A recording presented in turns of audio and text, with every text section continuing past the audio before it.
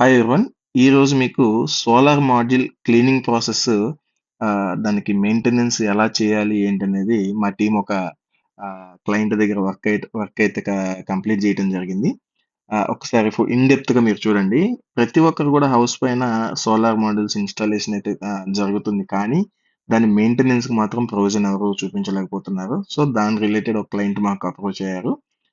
So, మా team ఇప్పుడు work చేశారనమాట. సీపీవీసీ పైపులు యుటిలైజ్ చేసుకొని, దానికి స్ప్రింక్లర్ సిస్టమ్ అటాచ్ చేసి, క్లాంపింగ్ అనేది ప్రాపర్‌గా క్లాంపింగ్ పెట్టి, ఇలా ఆన్ చేయటం జరిగింది.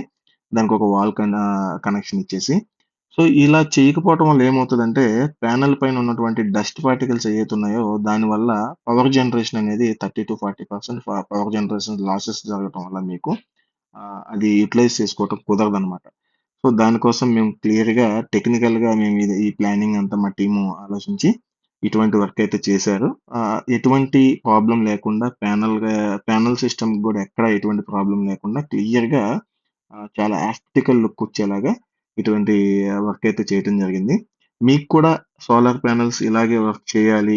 మెయింటెనెన్స్ ఇలాగా పైప్‌లైన్ త్రూ మీరు క్లీన్ చేసుకోవాలనుకుంటే గనక స్క్రీన్ పైన కాంటాక్ట్ నంబర్ ఇస్తాను. మీరు ఆ కాంటాక్ట్ నంబర్‌కి కాంటాక్ట్ అయ్యి మీ సోలార్ ప్యానెల్స్ గూడా ఇక ఇంక్రీజ్ అయ్యేలాగా, క్లీనింగ్ బాగుండేలాగా, మెయింటెనెన్స్ బాగుండేలాగా మెయింటైన్ చేయొచ్చు.